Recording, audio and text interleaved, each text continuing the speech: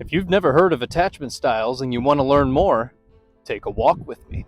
In the book, The New Rules of Attachment by Dr. Judy Ho, it acknowledges that human beings are wired for and crave connection.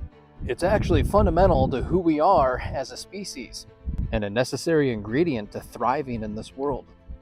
But for many of us, we don't feel like we are thriving and find it difficult to cultivate long-lasting and meaningful relationships, not just romantically, but in all areas of our lives. Fortunately, you didn't get to choose your attachment style.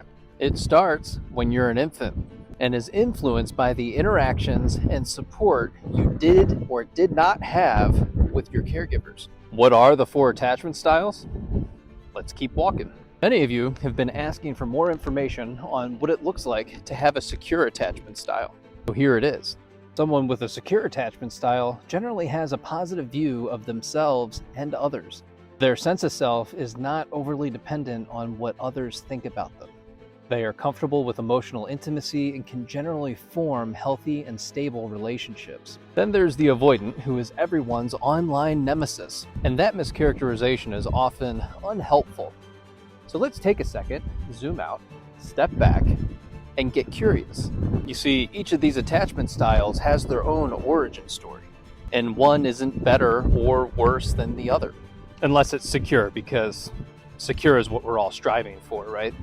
If I were to make a commercial for the avoidant, the tagline would be fiercely independent with self-sufficiency and self-reliance. You see, the avoidant is going to be more comfortable chasing achievements than intimacy in relationships.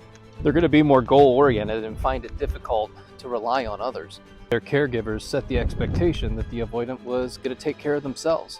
This wasn't a sit-down at 9 years old being told, well, it's time for you to take care of yourself. It looks more like self-discovery in that they had to meet their own needs. Anxious attacher tends to have high anxiety in relationships, and they worry about being rejected or abandoned by others. When the anxious attacher receives positive feedback, they get a boost in their self-esteem. However, they get rocked when it's negative. And it doesn't matter how minor it is. You left the window open and it rained outside, and your partner asks you, why did you leave the window open? And all of a sudden, you feel like the relationship is going to end. The anxious attacher may find themselves trying to gain approval through people-pleasing. If I do this right, I'll get my needs met, and that anxiety gets reduced. In The New Rules of Attachment, Dr. Judy makes a key point about disorganized attachment.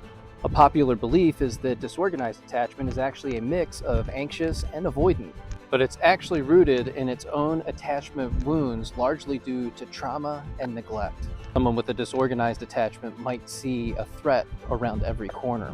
You may find yourself on high alert when you don't need to be. It may be difficult for you to form stable relationships and manage conflict consistently.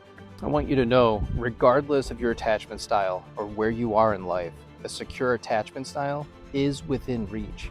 If you enjoyed this video, be sure to go out and get The New Rules of Attachment by Dr. Judy Ho. Then listen to episode 67 of the Blueprint Podcast, where I interview the author. And if you're ready to start making positive changes in your life inside of a loving community, be sure to join the 21-day Self-Love Challenge.